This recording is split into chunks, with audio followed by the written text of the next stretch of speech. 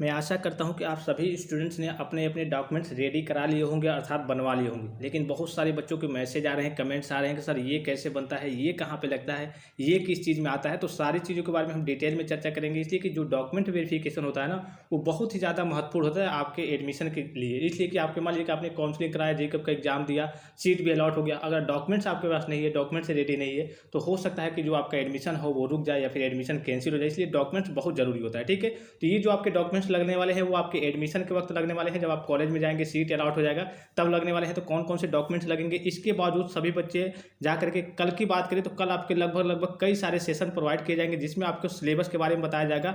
हर एक ब्रांच के लिए आपका मैकेनिकल हो, इलेक्ट्रिकल हो, सिविल हो, चाहे मैकेनिकल प्रोडक्शन, ऑटोमोबाइल मेंटेनेंस, कुछ भी हो आपका ब्रांच, CS हो, IT हो, केमिकल हो, PMT हो, प्लास्टिक हो, जो भी आपका ब्रांच है सभी का करिए सिलेबस आपको एक एक वीडियो प्रोवाइड किया जाएगा कि कौन कौन से सब्जेक्ट आपको पढ़ने हैं, कितने सभी ब्रांचों के लिए अलग अलग होता है, ये आपको ध्यान रखना है, ठीक है।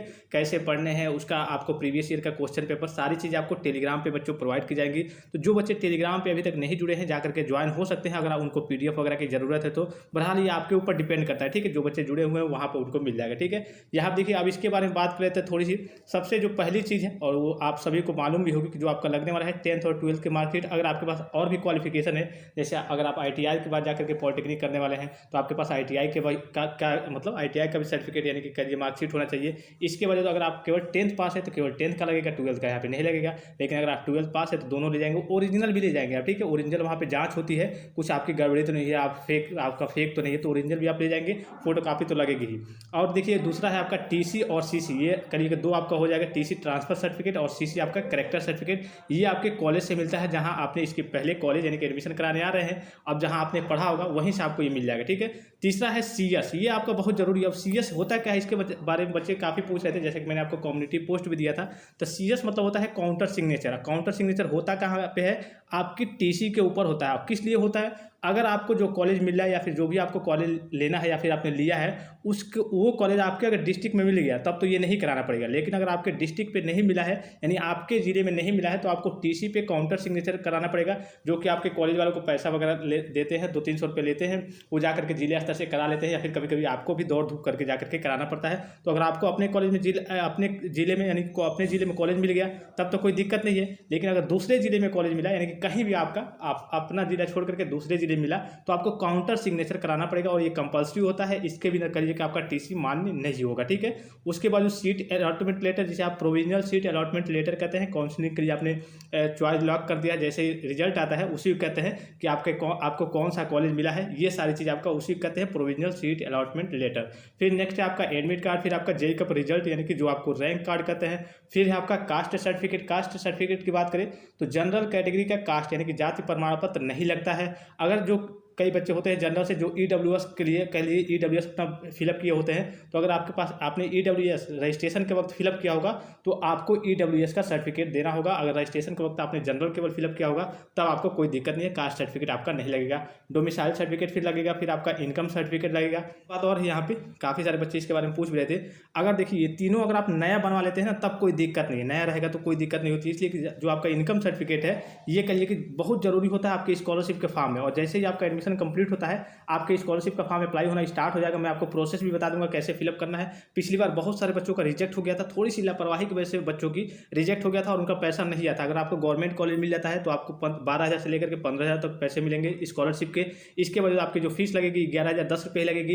एडेड की बात करें तो 19,000 लगेगी, और उसी के आसपास 18,000 19,000 उनका पैसा आ जाता है। प्राइवेट की बात करें तो 33,000 34,000 लगती है, और उसी के आसपास 30,000 प्लस उनका स्कॉलरशिप का पैसा आता है। तो इसके लिए इनकम सर्टिफिकेट का होना कंपलसरी है और वैलिड होना कंपलसरी है। ये केवल 3 साल के लिए वैलिड होता है, लेकिन मैं कहूँगा इसलिए कि बीच में जो है ना आप स्कॉलरशिप का फॉर्म फिलअप कर देंगे तो इसका बीच में एडिट करने का ऑप्शन नहीं आता, यानी कि सेकेंड ईयर में चले जाएंगे। मान लिया आपने 12 में ही बनवाया था, आप सोचेंगे यार अभी तो 1 साल हुआ, 3 साल के लिए वैलिड रहता है। तो अगर आप सेकेंड ईयर में चले गए या फिर फाइनल ईयर में चले गए तो इसको आप बनवा नहीं पाएंगे। तो इसको अभी से भी समय है, लगभग 4-5 दिन लगेंगे, आपके बन जाएंगे। कहीं भी साइबर कैफे से जाएंगे या फिर जहाँ से भी आपका संपर्क हो कह देंगे तो बनवा देंगे, कोई दिक्कत नहीं है। डोमिसाइल की बात करें तो एक ही बार आपका बनता है, कोई दिक्कत नहीं है। लेकिन आप नया बनवा लेंगे ना, तीनों नया बनवा लेंगे तो आपके लिए बेटर रहेगा और हर एक चीज़ के लिए बेटर रहेगा, कोई समस्या आगे नहीं आएगी। ठीक है, उसके बाद 8 पिक्स फोटो अपना लेटेस्ट फोटो वगैरह ले लेंगे और ऐसा फोटो लेंगे ना जो आपको कहिए 3 साल पॉलिटेक्निक में वही देना है। अब ये नहीं कि कभी ये दें कभी किसी फॉर्म में ये दें, अलग अलग हो जाता है तो दिक्कत हो जाती है।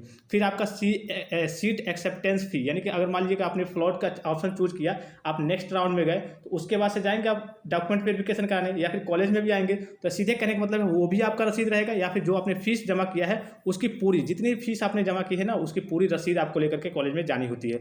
उसके बाद आपका आईडी प्रूफ रहेगा, आईडी प्रूफ में जो भी सारी चीज़ें हैं, फिलहाल की बात करें तो आपका आधार कार्ड चल रहा है, अदरवाइज अगर आपके पास पैन कार्ड है तो उसका भी लेके जा सकते हैं, लेकिन आधार कार्ड तो सभी बच्चों के पास होगा तो वही लगता है। मेडिकल सर्टिफिकेट देखिए ये कंपलसरी है, बच्चे क्या करते हैं सामुदायिक केंद्र से जाकर के बनवा लेते हैं। तो ये मैं आपको बता दूं कि ये जो आपको मेडिकल सर्टिफिकेट लगता है ना आपके जिले के अस्पताल से जो सीएमओ लेवल का रहता है, यानी कि आपके उस पर चीफ मेडिकल ऑफिसर के कह लीजिए सिग्नेचर वगैरह रहते हैं और चीफ मेडिकल ऑफिसर की बात करते हैं ये आपके जिले अस्पताल से ही बनता है और वहाँ से आपका कभी आँख जाँच किया जाएगा किसी लेवल पर, यहाँ जाएंगे तो फिर वहाँ जाना पड़ेगा आपको कान दिखाने के लिए, फिर यहाँ पर आपको मतलब दिखाना पड़ेगा कोई बीमारी तो नहीं, वहाँ पे कई प्रकार के सिग्नेचर होते हैं। तो ये आपका सीएमओ लेवल का होना चाहिए और आपका ये कह लीजिए कि ब्लॉक लेवल से आपको नहीं बनवाना है सरकारी अस्पताल से, ये आपको जिले के अस्पताल से जाकर के बनवाना है। काफ़ी सारे बच्चे इसके बारे में नहीं जानते हैं। जिले के अस्पताल आप किसी से पूछ लेंगे कि जिला अस्पताल यहाँ पे कहाँ है आप अपने जिले में, तो वहाँ पे लोग बता देंगे कि हाँ यहाँ पे, वहाँ पे जाकर के आपको सीएमओ लेवल का बनाना है। हालांकि ये केवल एक तरीके से कह सकते हैं नॉर्मल फॉर्मेलिटी के लिए होता है, लेकिन आपको बनवाना जरूरी है, ये नहीं रहेगा तो आपका कल के एडमिशन रुक जाएगा।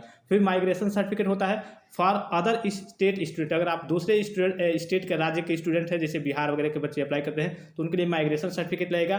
फिर आपका लगेगा gap certificate for more than 1 year. ठीक है, अगर मान लीजिए कि आपकी पढ़ाई हुई है, सपोज कीजिए कि आप 12 के बाद आपको पॉलिटेक्निक करना था, एक साल आपने गैप कर दिया, उसके बाद से आप पॉलिटेक्निक करने इस बार आ रहे हैं तब कोई दिक्कत नहीं, 1 साल का गैप है तो। लेकिन अगर आपका 2 साल या फिर उससे अधिक का गैप है, यानी कि 1 साल से अधिक का गैप है, तब आपको गैप सर्टिफिकेट जिसे आप एफिडेविट कहते हैं, और ये आपका कहाँ से बनता है जिले स्तर से, जहाँ से वकील वगैरह आपके बनवा देते हैं तो कोई दिक्कत नहीं होगी। या फिर आपके मार्कशीट वगैरह में या फिर किसी चीज़ में आधार कार्ड में मार्कशीट में कोई त्रुटि है तो फिलहाल के लिए आप एफिडेविट बनवा लेंगे कि हाँ वकील वगैरह से आपका बनता है। ठीक है, डिस्ट्रिक्ट लेवल से ही, तो एफिडेविट भी काफ़ी जरूरी होता है अगर आपका गैप वगैरह है 1 साल से अधिक तो, या फिर आपके कह लीजिए कोई त्रुटि है आपकी मार्कशीट वगैरह में किसी में, तो ये अगर त्रुटि है तो आपको एफिडेविट वगैरह बनवाना पड़ता है। तो ये आपके कह लीजिए कि डॉक्यूमेंट्स रहने वाले हैं इस बार के लिए। और इसके बारे में बच्चे पूछ रहे थे सीएस के बारे में, काउंटर सिग्नेचर होता है और ये कंपल्सरी होता है अगर आप किसी दूसरे डिस्ट्रिक्ट में जाकर के एडमिशन लेते हैं। तो आई होप कि वीडियो आप सभी बच्चों को काफ़ी ज़्यादा हेल्पफुल लगा होगा बच्चों। और भी कोई समस्या हो कोई डाउट्स हो तो आप कमेंट करके पूछ सकते हैं, आपको रिप्लाई दे दिया जाएगा। इसके बाद कल की बात करें मैं तो कल आपके पूरे सिलेबस वगैरह आपको प्रोवाइड किए जाएंगे कि क्या क्या आपको पढ़ना है प्रत्येक ब्रांच के लिए। आपका जो ब्रांच है उससे मतलब नहीं है, सभी ब्रांचों के बच्चों के लिए अलग अलग प्रोवाइड किया जाएगा, कितने नंबर के कौन से सब्जेक्ट होते हैं, किसका केवल थ्योरी का एग्जाम होता है, किसका केवल प्रैक्टिकल होता है, किसका दोनों होता है, वो सारी चीज़ें आपको डिटेल में सरल भाषा में आसान भाषा में बताई जाएंगी। तो सेशन को यहीं पे समाप्त करते हैं, तब तक के लिए आप अपना ख्याल रखिएगा। जय हिंद।